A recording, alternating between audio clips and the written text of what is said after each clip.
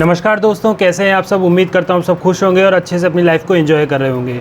आ चुके हैं आज की नई एक वीडियो के साथ। और वीडियो को शुरू करने से पहले मैं आपको ये बता देना चाहता हूँ कि इसके बाद जो मैं वीडियो बनाने वाला हूँ वो वीडियो होगी आपकी स्टॉप लॉस हंटिंग पर। सब्जेक्ट थोड़ा सा यूनिक है, थोड़ा सा अलग है, लेकिन यकीन मानो इससे आपके सोचने का नज़रिया एकदम चेंज होगा। आपको पता लगेगा कि आज तक आप जो चीज़ें कर रहे थे वो किस तरह से मैनिपुलेट की जाती हैं। स्टॉप लॉस हंटिंग पे अगली वीडियो आएगी, लेकिन उसके लिए सिर्फ एक आपसे रिक्वेस्ट रहेगी कि इस वीडियो पर अगर आप 500 से 1000 के बीच के लाइक्स अगर आप प्रोवाइड कराते हैं तो कहीं ना कहीं मुझे भी वो मोटिवेशन मिलेगा ताकि मैं अगली वीडियो को और अच्छे लेवल पे बना सकूं।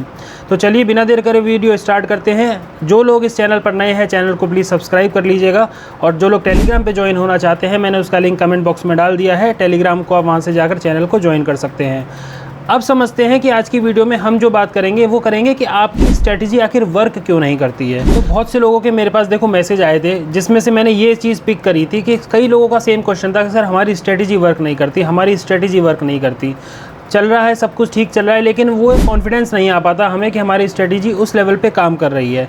उसके पीछे का रीज़न आज जानेंगे इस वीडियो में, और आपको ये भी मैं समझाने की कोशिश करूँगा कि आखिर क्या रीज़न है जिसकी वजह से आप बार बार उस स्ट्रेटजी पर डाउट करते हो। तो चलिए वीडियो स्टार्ट करते हैं, बने रहिए वीडियो के साथ। तो देखिए, बात अगर ट्रेडिंग की हो या बात हो आपकी गैम्बलिंग की, दोनों ही फील्ड्स में एक चीज़ बहुत ज़रूरी होती है कि आपकी स्ट्रेटजी क्या है, आप किस चीज़ को फॉलो कर रहे हो, स्ट्रेटजी क्या लेकर के चल रहे हो। ट्रेडिंग में भी सेम प्रॉब्लम आती है और इस फील्ड में भी सेम प्रॉब्लम लोगों को आती है, सबसे ज़्यादा खासतौर से बिगनर्स को, कि जब वो किसी स्ट्रेटजी को फॉलो करना शुरू करते हैं तो उसमें जैसे ही लॉस होना शुरू होता है ना, वहाँ पे एक अजीब सा उनके दिमाग में कन्फ्यूज़न आ जाता है कि यार मेरी स्ट्रेटजी वर्क नहीं कर रही है।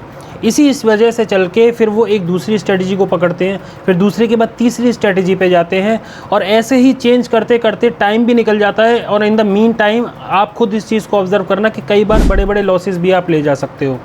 इस लॉसेज की वजह से आपका जो खुद पर से कॉन्फिडेंस होता है वो ख़त्म हो जाता है, और आप जो एक ट्रस्ट लेकर के आते हो, जो एक होप लेकर के आते हो फील्ड में, वो बिल्कुल ख़त्म हो चुकी होती है, क्योंकि उस लॉस को रिकवरी वाले मोड में आप अपने आप को देखते हो कहीं ना कहीं, और इसी वजह से आपकी जो स्ट्रेटजी है वो कहीं बहुत पीछे छूट जाती है।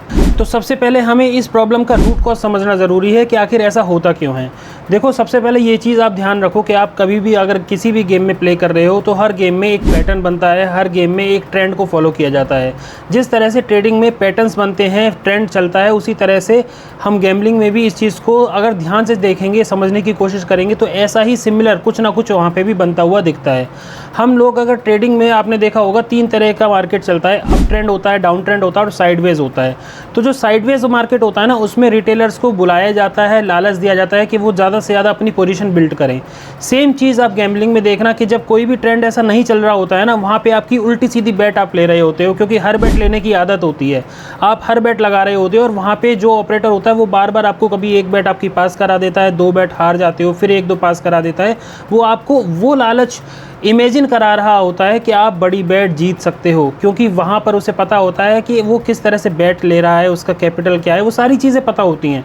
आप क्या करते हो कि उसमें से वहाँ उस चीज़ को ऑब्जर्व नहीं करते कि अभी ट्रेंड चल भी रहा है कि नहीं चल रहा, कोई पैटर्न बन भी रहा है कि नहीं।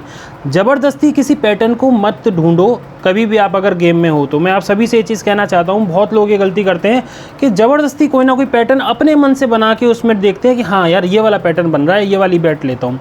अब होता क्या है कि अगर मान लो सपोज आपकी बैट आ गई तो आप ओवर कॉन्फिडेंस में आ गए वहाँ पे कि हाँ देखो मैंने सोचा था यही हुआ, लेकिन असल में कहानी कुछ और हो रही होती है। असल में क्या हो रहा होता है कि जब आप बड़ी बैट के लिए अगले बार जाओगे ना, तो वहाँ पे आपको स्टॉप लॉस हिट हो जाएगा आपका। क्यों हो जाएगा आपका स्टॉप लॉस हिट? क्योंकि आपके अंदर वो कॉन्फिडेंस है, ओवर कॉन्फिडेंस, जो आपको ये देखने ही नहीं दे रहा होता कि एक्चुअल में वो पैटर्न था ही नहीं, वो मेरे खुद के दिमाग का एक बुना हुआ पैटर्न था, जो मुझे लग रहा था कि हाँ इवन ऑड 1 2 3 जो भी चल रहा था वो था। सेम चीज़ ट्रेडिंग में भी, जो लोग ट्रेडिंग करते हैं उनके साथ भी सेम चीज़ यही होती है कि जब वो साइडवेज मार्केट में कैंडल्स को ऊपर नीचे जाते हुए देखते हैं और बराबर पोजीशन, नीचे एक कैंडल बनी तो डाउन साइड की पोजीशन उन्होंने बना ली सेल में, ऊपर 2 कैंडल गई तो बाय साइड की पोजीशन बना ली। इन्हीं की जो लिक्विडिटी होती है, जो स्टॉप लॉसेज होते हैं, वो हंट करता है मार्केट और बाद में अपना एक्चुअल ट्रेंड जो होता है वो कंटिन्यू करता है। सेम चीज़ हमारी इसी में भी होती है कि जब आप किसी भी स्ट्रेटजी को ये फेल होते हुए देखते हो ना, तो आप उस पे से भरोसा उठा देते हो अपना कि यार ये स्ट्रेटजी मेरी काम नहीं करी, फिर मैं दूसरी पे जाऊंगा, फिर मैं तीसरी पे जाऊंगा। आप खुद से ये सवाल करो कि आपने कितने दिन उस स्ट्रेटजी को परखा है। ये बहुत सीरियस बात है जो मैं आपसे कह रहा हूँ। आप खुद से ये सवाल करो कि आपकी जो स्ट्रेटजी है कि मैं अब जाके एंट्री लिया करूँगा और इतने की बैट मैं लूँगा और अगर टारगेट अचीव होता है मैं निकल जाऊँगा, तो आपने उस स्ट्रेटजी को कितनी बार टेस्ट किया है? आपने 30 दिन में से अगर आप 26 दिन में गेम प्ले किया है तो 26 में से आपकी जो स्ट्रेटजी है कितनी बार आपको प्रॉफिट दे के गई है, कितनी बार आपको लॉस दे के गई है? कभी इस चीज़ को आपने एनालाइज़ किया है? जिस लोगों ने जिन्होंने भी किया होगा तो वो कहीं ना कहीं ये जानते होंगे कि हाँ मेरी स्ट्रेटजी काम कर रही है या नहीं कर रही है। देखो, स्ट्रेटजी का काम करना किसी एक दिन, 2 दिन या हफ्ते भर पे डिपेंड नहीं करता। एटलीस्ट 10-15 दिन, 1 महीना आपको उसके साथ स्टिक रहना पड़ता है ये डिफ़ाइन करने के लिए कि ये स्ट्रेटजी मेरे लिए वैल्यूएबल है या ये मेरे लिए वैल्यूएबल नहीं है। अगर मैं 3-4 दिन में किसी भी स्ट्रेटजी को अप्लाई करके और ये डिसीजन ले लूँ कि ये मेरे काम की नहीं है, और पता भी नहीं कि अगले, हो सकता है अगर मैं कुछ टाइम और कंटिन्यू करता तो लगातार वो मुझे प्रॉफिट दे पा रही होती। समझो इस चीज़ को। और जो भी आप बेसिक स्ट्रेटजीज़ के साथ अपना गेम प्ले कर रहे हो उनके साथ एटलीस्ट जब तक स्टिक रहो जब तक कि खुद को ये विश्वास ना हो जाए कि हाँ ये स्ट्रेटजी गलत थी, हाँ मैंने इसे इतना टाइम प्रॉपर जो देना चाहिए था वो दिया, उसके बाद भी अगर इसने प्रॉपर रिजल्ट नहीं दिए हैं तो ये स्ट्रेटजी मैं मानता हूँ गलत है, मुझे दूसरे पे स्विच होना है। But in the mean time at least खुद पे और उस स्ट्रेटजी पे भरोसा रखो। भरोसा क्यों रखना है? क्योंकि आपने उस स्ट्रेटजी को सीखने के लिए, समझने के लिए टाइम दिया है। आप ऐसे ओवर द नाइट नहीं सीख गए हो। ऐसा नहीं है ना कि आपने एक वीडियो देखी, अरे हाँ ये तो मुझे बहुत अच्छे से आ गई। नहीं, उसके प्रोज एंड कॉन्स को समझो, वो स्ट्रेटजी कब काम करती है वो समझो। इस वीडियो का पर्पज़ यही है मेरा बनाने का कि लोगों को अपनी स्ट्रेटजी पे विश्वास नहीं होता और वो एक कुछ ना कुछ नया ढूंढते रहते हैं। मार्केट में जितना आप नया देखोगे आपको उतना नया मिलेगा। हर कोई अपना अपना एक अलग स्ट्रेटजी लेके बैठा हुआ है जिसकी वजह से वो कहता है कि मैं प्रॉफिटेबल हूँ। प्रॉफिटेबल होने के लिए देखो स्ट्रेटजी भी चाहिए होती है, लेकिन साथ के साथ आपका डिसिप्लिन, आपका बिलीव खुद के ऊपर, अपनी स्ट्रेटजी के ऊपर भी ज़रूरी होता है। तो कभी भी अपनी स्ट्रेटजी को एकदम से डाउट मत करा करो और ना ही कभी भी उस पर ओवर कॉन्फिडेंस दिखाया करो, क्योंकि जब आप कभी भी अपनी स्ट्रेटजी को ओवर कॉन्फिडेंटली अप्लाई करते हो ना, तो जब वो गलत होती है तो आप उसे एक्सेप्ट नहीं करोगे। क्यों? क्योंकि आपने उसे इतना स्ट्रिक्टली अपने ऊपर अप्लाई कर लिया है कि यार मेरी स्ट्रेटजी गलत नहीं हो सकती, जबकि सचिन भी 0 पे आउट होता है। तो वो चीज़ हमेशा अपने दिमाग में रखो कि स्ट्रेटजी जो होती है वो फेल होने के लिए बनी होती हैं, लेकिन कितनी बार फेल होती है, कितनी बार पास होती है, वो चीज़ ध्यान देना ज़रूरी है और उसी के हिसाब से आपको अपनी स्ट्रेटजी को चूज़ करना चाहिए।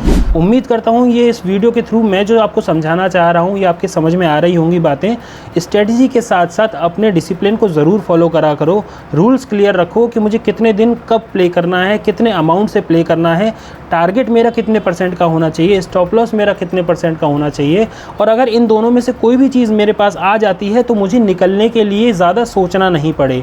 यकीन मानो अगर आप एग्ज़िट लेने के लिए टाइम ले रहे हो तो आप अभी भी उस साइकोलॉजिकल ट्रैप में फंसे हुए हो। जितना जल्दी एग्ज़िट लेने की आदत डालोगे ना गेम से, उतना ही जल्दी आप अपना प्रॉफिट अपने पास ले पाओगे। अगर आप गेम को कंप्लीट होने के बाद भी, अपना टारगेट या लॉस स्टॉप लॉस हिट होने के बाद भी गेम में बने हुए हो तो आपका जो बैंक रोल बाकी बचा हुआ है आप उसे भी गंवाने के लिए बैठे हो। क्यों? क्योंकि जब आप दोबारा से गेम प्ले करोगे तो आपके माइंड में या तो ग्रीड वाला इमोशन रहेगा, लालच रहेगा, या आपके माइंड में रिवेंज वाला इमोशन रहेगा कि मुझे यहाँ से जो मेरा लॉस हुआ है वो कवर करना है। तो इन दोनों ही सूरतों में आप खुद से ये चीज़ समझो कि क्या आप सही डिसीजन ले पाओगे। बहुत से लोग यही गलती करते हैं जो इसी इमोशन के बाद में, बहाव में आकर के बड़े गलत डिसीजन लेते हैं और जब आईडी 0 हो जाती है ना तो खुद से ये चीज़ बहुत जल्दी रिग्रेट होती है और गिल्टी भी फील होता है कि यार मैं अगर उस टाइम रुक जाता ना तो शायद मैं ये बैंक रोल बचा लेता। अगर आप आज अपना स्टॉप लॉस दे करके बाहर निकल जाओगे तो कल आप वापस वो प्रॉफिट कमा भी सकते हो, लेकिन अगर आप स्टॉप लॉस के बाद भी ओवर प्ले करते रहोगे और आईडी 0 कर लोगे तो आपको दोबारा से खुद के अंदर कॉन्फिडेंस लाने के लिए भी हिम्मत चाहिए होगी। आसान नहीं है खुद के अंदर वो कॉन्फिडेंस बिल्ड करना कि मैं जिस फील्ड में हूँ, चाहे वो ट्रेडिंग का हो, चाहे वो गैम्बलिंग का हो, कि मैं खुद को सही साबित करके दिखा सकता हूँ, मैं खुद के ऊपर कंट्रोल कर सकता हूँ। अरे अच्छों के बस की नहीं होता है अपने इमोशन पे कंट्रोल करना। आप इस चीज़ को बहुत नॉर्मल सा हम लोग समझते हैं कि यार इमोशन पे कंट्रोल क्या है, ये हम भी कर लेंगे। जो साधु महात्मा है ना, आप सोचो सिद्धि प्राप्त करने के लिए वो भी सबसे पहले अपनी जो इंद्रियां होती हैं, जो अपने इमोशंस होते हैं, उन्हें कंट्रोल करने की आदत डालते थे। सालों साल वो तप करते थे, तपस्या करते थे, किस चीज़ के लिए? कि वो अपने अंदर उस इमोशन को कंट्रोल कर सके। आप अगर किसी भी चीज़ में कोई भी काम करते हो, आप चाहते हो कि मुझे ये रिज़ल्ट मिले, तो उसके लिए आपको उसके हिसाब से खुद को बदलना होगा। आज नहीं बदलोगे कल बदलोगे। अगर नहीं बदल पाओगे तो यकीन मानो ये मार्केट, ये फील्ड ऐसा है आपको उठा के बाहर पटक देगा बिना किसी वो कहते हैं ना, बिना किसी सिंपैथी के आप सोचो कि उसे दया आएगी आपके ऊपर, उसे कुछ नहीं आएगा। कोई मतलब नहीं है आपके जैसे 36 आते हैं 36 जाते हैं। हम जैसे वहाँ पे ना जाने कितने पड़े हुए हैं जो ऐसी इधर से उधर धक्के खाते रहते हैं। तो वो चीज़ें हमें नहीं करनी है। समझदारी के साथ अपने पैसे को यूज़ करो, धीरे धीरे उसे ग्रो करो। कोई एकदम से ओवरनाइट जर्नी में मत जाओ कि मुझे कल लखपति होना है।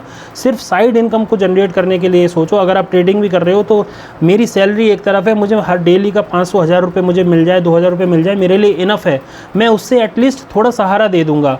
उससे क्या होगा कि आपको एक एक्सपीरियंस गेन होगा। वो जब छोटे छोटे अमाउंट, अगर आपके स्टॉप लॉस भी जाएगा, थोड़ा प्रॉफिट भी होगा, उससे आप वो एक्सपीरियंस गेन करोगे जो आपके जब आप बड़े प्रॉफिट के साथ जाओगे या बड़े कैपिटल के साथ जाओगे, वहाँ पे वो आपको हेल्प देगा। तो फ्रेंड्स, उम्मीद करता हूँ आज की ये वीडियो आपको ज़रूर पसंद आएगी, और अगर वीडियो अच्छी लगे तो इसे लाइक करना, शेयर करना, कमेंट करके ज़रूर बताइएगा कि सच में आप भी ऐसी चीज़ों को फेस करते हैं। क्योंकि जो चीज़ मैं आप लोगों को बता रहा हूँ वो मेरा एक्सपीरियंस है इतने सालों का, और उस एक्सपीरियंस को बिल्कुल शॉर्ट करके 10 मिनट में मैं कोशिश करता हूँ वो सारी चीज़ आप लोगों तक डिलीवर करने की, ताकि जिस टाइम में मैंने इतना कुछ देखा है, इतनी चीज़ों को एक्सपीरियंस किया है, और कई बार खुद से लड़ा हूँ, इमोशनली टूटा हूँ, फिर दोबारा से खुद को खड़ा किया है, समझाया है, तैयार किया है। मैं नहीं चाहता कि और किसी के साथ भी सेम चीज़ें फेस उसे करनी पड़े। और लास्ट में एक चीज़ ज़रूर कहना चाहूँगा कि हर कोई इस फील्ड के लिए नहीं बना होता है, ना ट्रेडिंग के लिए, ना गैम्बलिंग के लिए।